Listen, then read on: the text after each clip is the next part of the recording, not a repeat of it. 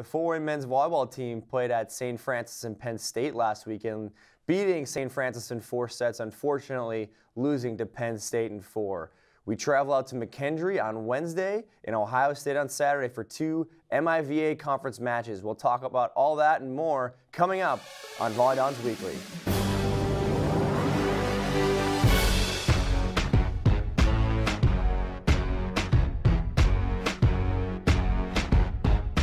Welcome everybody to VolleyDons Weekly. I'm your host, JW Keegan. With me today is Ryan Rock-Parat and our setter, Michael Keegan. A quick thank you to our initial sponsors, Active Ankle, Alco, Glenbrook Dodge, Hyatt Place, and Under Armour. For the first segment, we welcome head coach Ryan Rock-Parat to the hot seat over here to my left. How you doing, Coach? It is hot in here. I think it's the lighting. Is it you or the lighting? I can't figure it out. I'm not going to answer that question. I think I'm just going to let that one go. Well, what do you want to talk about? What do you want to talk about? I feel like you all day. You always have the tangents to bring to the conversation. Well, why don't we talk about the Super Bowl? The Super Bowl was on Sunday. It was on Sunday. How'd your Packers do? You know, they will eventually win a Super Bowl with Aaron Rodgers. I don't know when, but they will do it at some point. You know, it hurts them to have him injured for 9 weeks of the 17-week season. Not going to win in my lifetime, so I don't have to worry about it. Well, I know Detroit's not going to win, so I do know that. They got a better chance than Detroit every year. I do know that. That's true, by the way. I grew up a Lions fan and a San Francisco 49ers fan because I got to see the greatest quarterback play ever, Joe Montana. I got to see the greatest football player ever, Jerry Rice, play. I got to see one of the greatest defensive players of all time play, Ronnie Lott. I was spoiled in the 80s. Don't even mention Barry Sanders in the 90s, huh? Don't even want to mention Barry Sanders from the 90s Detroit Lions. No, because they only won, I think, one playoff game. Yeah, they didn't win a lot, but he was good. He was really good. he, Jim Brown, and Walter Payton are the greatest running backs of all time. So you just put them in one category. Let's not argue about that because we could sit here for days and argue about football. Okay, let's argue volleyball. St. Francis. We're going to argue St. Francis, 4-setter. Yeah. And kind of had a little letdown in that third set. We won the first set and the second set. Pretty close, I think 25-22, 25-23. Got behind early in the third. Federico Santos came in and gave us some energy. Kind of get that third set close, but we couldn't find a way to win. And then Michael Keegan goes back in the fourth set, and we run away from St. Francis, take the fourth set. Dons win, 3-1. Well, the third set got close because of Cade Bontrager coming in and serving 5 balls. We won ugly, as far as I'm concerned, against St. Francis. I thought we dictated play very well, but it wasn't a complete volleyball match.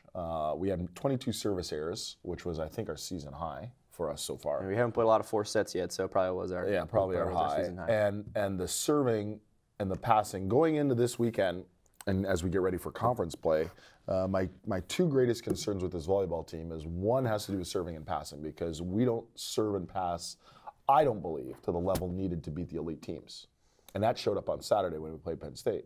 Number 2 has to do with our net play, and both on the offensive and defensive end.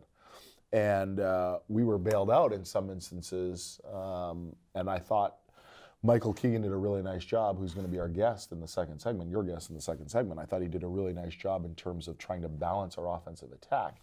Unfortunately, we had one good instance in terms of a performance by Tony Price, who had over 400 in the match, but Tony Pellegrin Vargas did not have a good offensive match. He was key in critical situations, but not consistently across the board. And then that third set, we kind of laxed a little bit. We relaxed. You know, you're up 2-0, you're on the road, you got it in hand, make a couple subs here and there to try and get some playing experience for some people. And we struggled a little bit. Thankfully, Cade Bontrager came in off the bench and served 5 balls in a row to tie it up late. It was either 22 or 23. I think it was 23-23 maybe late. It was something like that late. And then we ended up falling that third set, and then easily should have won that third to get us out of there. But it was a nice win on the road. Winning is hard. I keep telling everybody, winning is hard, and to win on the road is even harder. And to beat a very quality team like St. Francis was good. Yeah, talk a little bit about kind of the adversity for this team going out to Pennsylvania, 7-hour road trip, having to get off the bus and, you know, play 2 really difficult volleyball teams. You know, how they overcome that a little bit and what they had to do that. Travel takes a lot out of you. It really does, especially on a bus. It takes a lot out. You're stiff. It's almost like you're in a coffin. You're stiff. It's hard to move. You try and sleep. You can't. You're always moving around. Your joints get a little discombobulated, the back tweaks. I mean, all these things. And that's just me, and I'm not even playing. So you can only imagine what the players are like. It's true. It's true. But it's hard to get going on a long road trip. And I always knew that the Saturday match against Penn State would be a lot easier to play than the Friday night match, because it's always easier to jack up against the big-time schools, Penn State, Ohio State, etc. But I thought our guys did a really nice job, both physically and mentally, to play last weekend. Talk a little bit about how the Mastodons didn't go into that Penn State match in State College. Number 9th ranked team in the nation, coming out and playing some pretty good volleyball in sets 1, 2, and 3, keeping it close, doing some good things. Unfortunately, kind of our service pressure, especially late, wasn't good enough to give us some chances to score in some critical situations. And we ended up losing that first set by 2 points. Won the second set actually by 6 at a 25-19 score. Kind of ran away with that set pretty early. Penn State came in and made some changes in the third set, put in a different outside. Again, a 2-point set. I think it was 27-29, that one. And then we go out in the fourth set and kind of lay an egg a little bit, unfortunately, and lose that one 25-16. But 3 really competitive sets to start that match. And unfortunately, we dropped the 2 2-pointers. And if we find a way to win one of those, I think we would have been playing a 5th set, and anything can happen. Yeah, I mean, you can look at it at so many perspectives with the Penn State match. But we lost the match because of 4 areas, at least I believe 4 areas. Our serving and passing game wasn't elite. Very little service pressure, high service errors, and our passing game, as good as it wasn't as efficient as it needed to be to beat Penn State, which is a bigger volleyball team, probably a little bit more skillful, and they have been in that moment before. Number 2 is the fact that we did not handle the critical moments well. We had 3 set points in an opening set, 2 service errors, and an attack out of bounds. 2 attacking errors and a service out of bounds. Not so 2. The flip. The flip side of that, yeah. So we did not handle the moment very well when you have a chance to win. Finish line. Penn State has been there before. We hadn't, and we did not learn from the fall, because the identical thing happened, by the way, when we played them in Akron in the fall. The third area was our emotional discharge, what I call emotional discharge. And what I mean by that is our team got so caught up with the officiating, whether it was good calls, bad calls, doesn't matter, the environment, the chaos. We did not control the chaos very well. That's part of the reason why we got ran out in the 4th set. We became mentally drained after losing the 3rd set in the fashion. And it's unfortunate we don't have the highlight, because they serve a ball that lands on the net, and it holds on the net for about 5 seconds it's pretty brutal. It rolls over. I've never seen anything. I think that's the most brutal way I've lost a set in my entire life. That was pretty brutal. I've never seen anything like that in my life. Me either. And that's hard to come back from. It really is hard to come back from. So our emotional discharge had to be better. And then the last point to it all is the fact that I think when you have opportunities like that against the number 9 ranked team in the country, and you don't win those, something funny happens to you. Because now you keep telling yourself, what is it that I got to do in order to beat this team? We're so close, but yet so far away. I thought our guys competed hard. I really did. I thought our guys competed hard. We just couldn't get the breaks that we needed to. We couldn't execute in crunch time when we needed to, and we let it fall away. Yeah, the good news is we're 1 point away from beating the 9th ranked team in the nation, or 2 points away in each one of those sets. On their home floor. We get to a 5th set, we're 1 point away from beating the 9th ranked team on their home floor.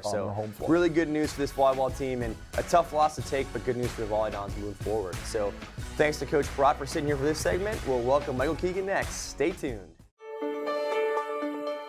We've got the course where we run a restaurant for 10 weeks. And it's really tough, and I'm not easy in the classroom with these things, because this is a place where it becomes real.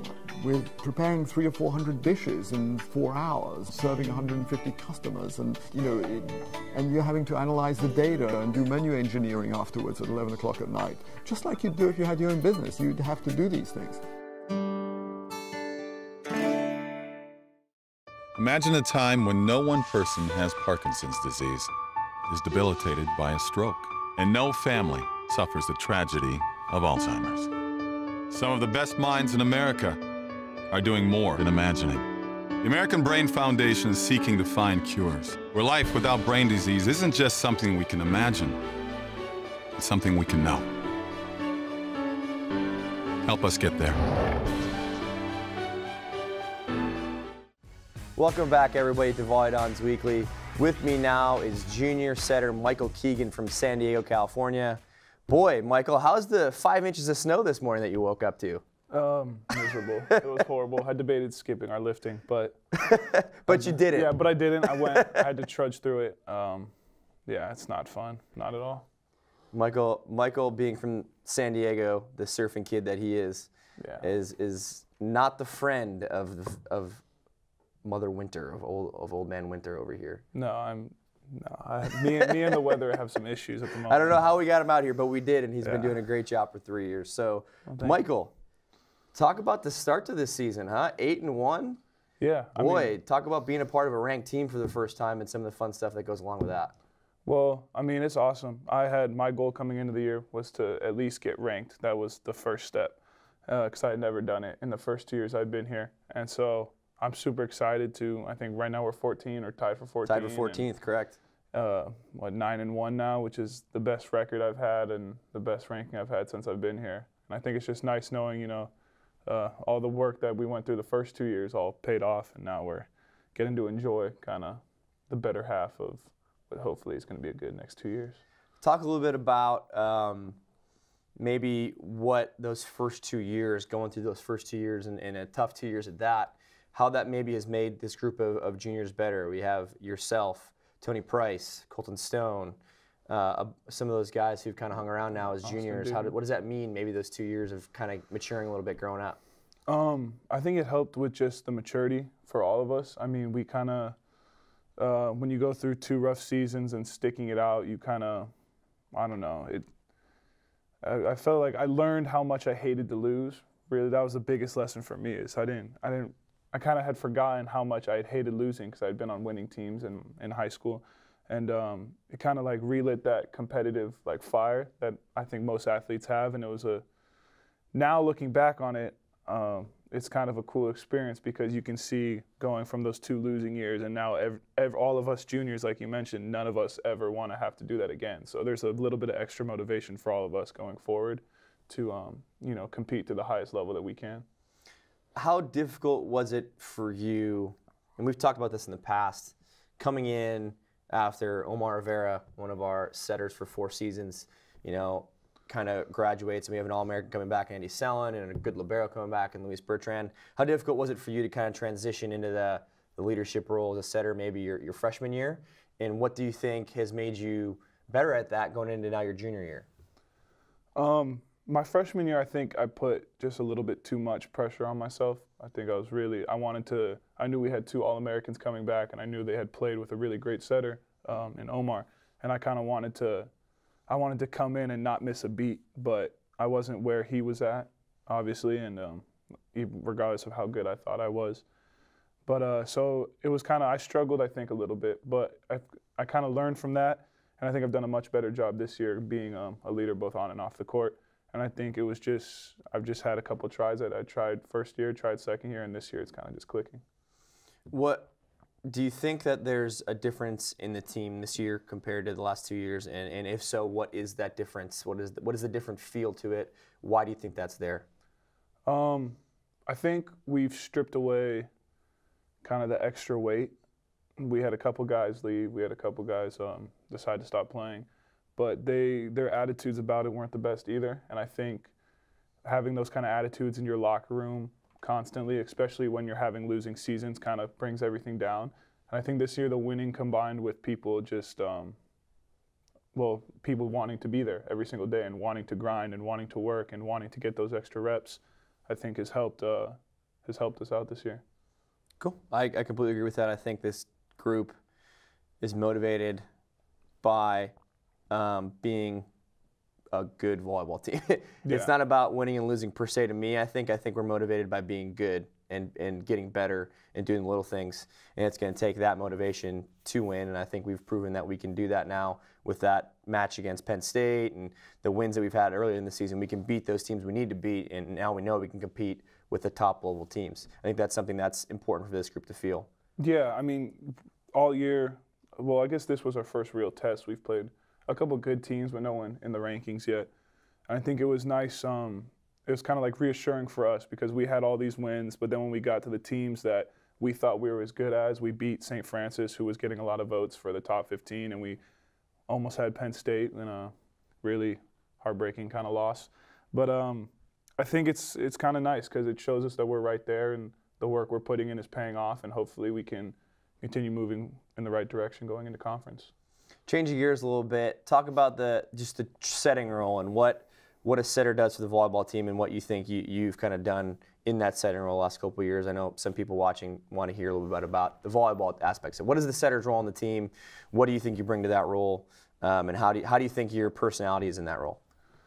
For people who don't play volleyball, everyone says the setter is like the quarterback. I mean, I'm calling the shots for the most part, I'm calling the shots in the offense unless you or Rock give me, obviously, something to run or a certain play you want to run. But for the most part, I'm making the decisions on who gets the ball in what situations.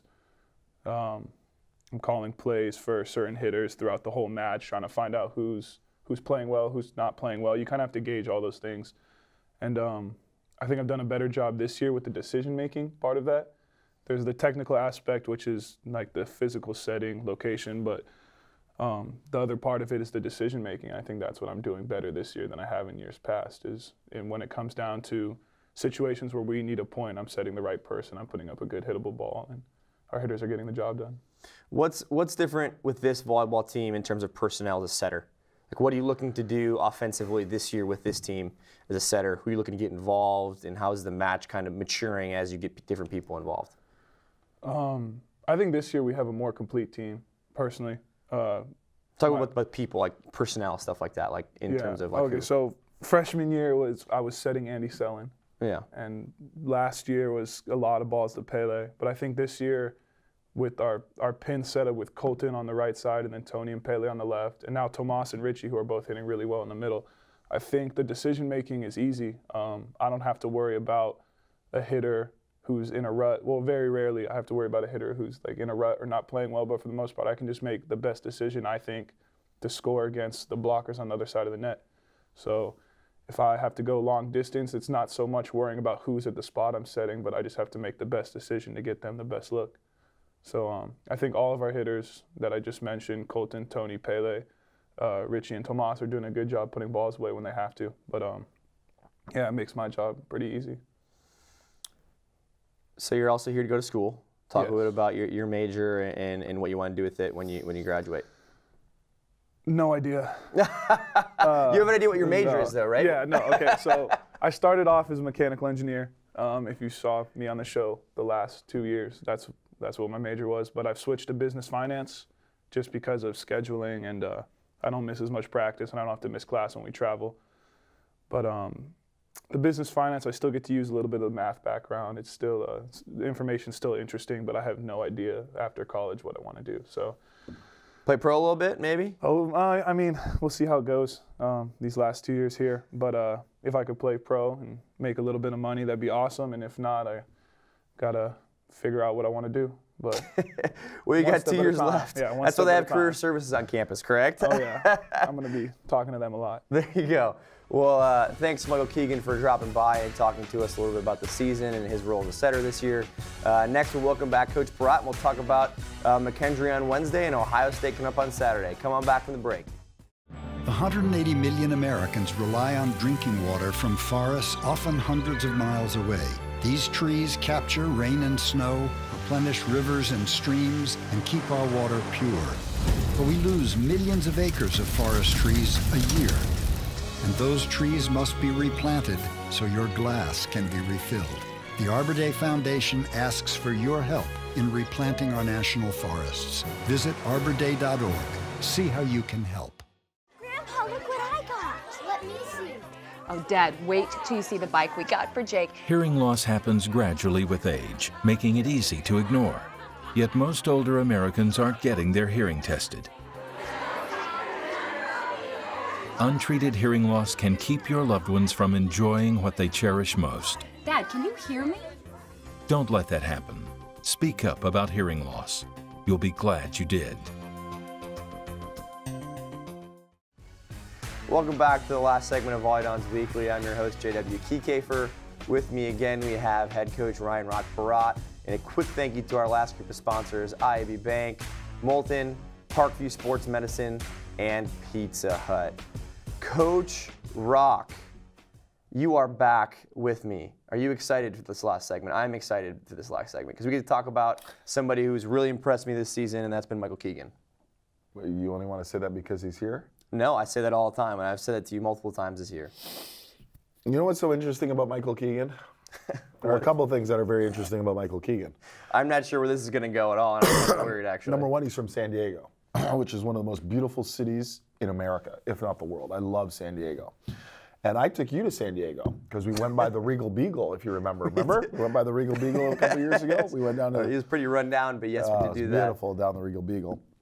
That's a 3-company restaurant. We got to see McKaylee in shock, yeah. The other thing about Michael, and you guys had talked about it before, and I think it's true. I think what he talks about is very true. People ask me all the time about the success of this volleyball team. The head coach, the player, all this stuff. And I always tell them, I think it's twofold. Number one, we're healthy. Number two is maturity, right? I think it's those two things. Michael has shown the maturity from his freshman year now to his junior year. And there are so many things that encompass maturity. One is his dedication to the gym. One is his setting ability because he's worked on his game. The other part that setters really need to be, and this is where the conversation of the setter being like a quarterback or the point guard, which of course I totally disagree with all that, but that's what people talk about, is the fact that it's a level of leadership. The position is about leadership. And those are the things that have brought Michael to the forefront this season and what has propelled our team into another stratosphere because of those three things that Michael has worked on over the course of 2 seasons. And if he can continue in that path, I think our volleyball team will have a really good shot this year at being successful. Yeah, we talked a little bit about the offensive capabilities and what Michael has been doing offensively to help our volleyball team, but he's already got a Defensive Player of the Week honor in the MIVA, something that as a setter you don't normally hear. So his complete game, his ability to play, both block the ball better this year, dig a lot more balls this year, has been impressive to me. But 100%, that last thing that you talked about, his leadership ability, and it stems from maturity, I think. His leadership ability has been something this team has kind of been needing, has been hoping for. And us as coaches, we've been hoping to kind of develop that a little bit. And to his credit, he's come back and done that. And from day one, has been one of the bigger voices in this team. And in the first part of the season, he's a big part of the reason why we've been successful in his demanding of our guys to be better all the time. Well, it's like after the Penn State match that we lost. Michael stood up and decided to address the guys in terms of, hey, you have a loss to, and it was a tough loss to Penn State, but we can't point fingers at one another in the locker room. And that's him doing it. I didn't preach and say, hey, you need to do.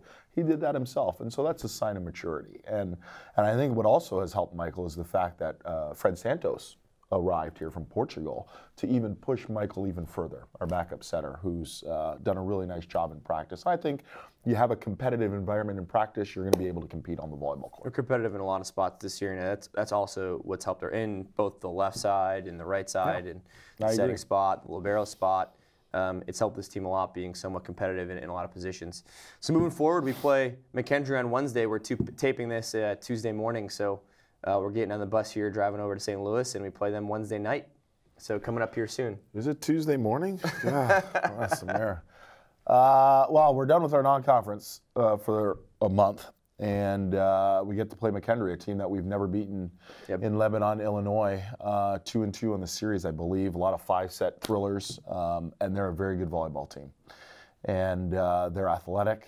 And they have one of the premier middles in the country, if not our conference, in Brendan Schmidt. So we got our work cut out for us, because the non-conference did 2 things. Number one, it gave us so much confidence getting into our conference play, which I love.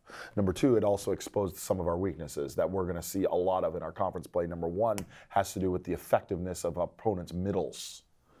And McKendree starts it off. And we've got to do a really good job of being able to serve the ball so we negate the middle of our opponents. And that's going to be crucial for us on Wednesday night.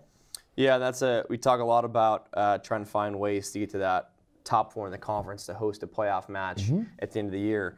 And we talk a lot about, you know, having to take care of some of those matches that we need to win. McKendree is a must-win match for us if we want to host a match here at the Gate Center in the playoffs. And we're going in with kind of that energy. We haven't won there yet. It's always a good match, and I think with that volleyball team, and I think this group is ready to get in there and play good volleyball against McKendree to solidify our place in the conference. And it's huge. It's huge to start off with a win. Yeah, I mean, it would be a good way to start off our conference, obviously, to get a win. I think we match up very well against them this year as opposed to in the years past where they had some elite athletes at multiple positions. And then we play Ohio State coming up on Saturday, top 5 ranked team in the nation. Yeah, and there's a team that has lost 2 5-setters, one to BYU on their home floor, 16-14 in the 5th, and one at UCLA, 15-12 in the 5th. They're coming off back-to-back national championships. They're the best team in our conference. I still think they're one of the elite teams in the country. They have the best player in the country, as far as I'm concerned. Nicholas Surgeon should be 3-time National Player of the Year. He'll probably become 2-time National Player of the Year. He'll be on the French national team in 2020 in Tokyo in the Olympics. It's a tough, tall order, but again, it's one of those matches where you're playing the Ohio State University. It's easy to get up for that match. We're always competitive against Ohio State, and we have been in the past, even when they've won these 2 national titles in the last 2 years. So we just need to go out and play volleyball. Just go and compete. You got nothing to lose. You're playing on their home floor. They're one of the top 4 teams in the country. You just got to go out and play. But if you want to beat that team, you got to limit your errors. You got to execute when you need to execute. And believe it or not, you've got to slow down everybody but Nicholas Surgeon. And I think too many teams are so focused on him. It's the Jordan rules. You either got to make him work, both offensively and defensively, or you got to shut everybody else down and let him get his. And that's what I think you need to do in order to beat that team. Well, I'm really excited for this volleyball team and this group of guys having struggled maybe the last 2 years, getting kind of some recognition for their work this year and being successful this year. Looking for them to continue that success and put up at least a couple victories here to start conference play. So, Coach Rock, thank you for joining us here. Michael Keegan, thank you so much for joining us here as well. Hopefully the Mastodons can get a couple wins on the road here Wednesday again at 8 p.m. Central Time, or Eastern Time, excuse me, and 7 p.m. Central or Eastern Time against Ohio State. So thank you all for tuning in to VolleyDons Weekly. We'll see you again next week.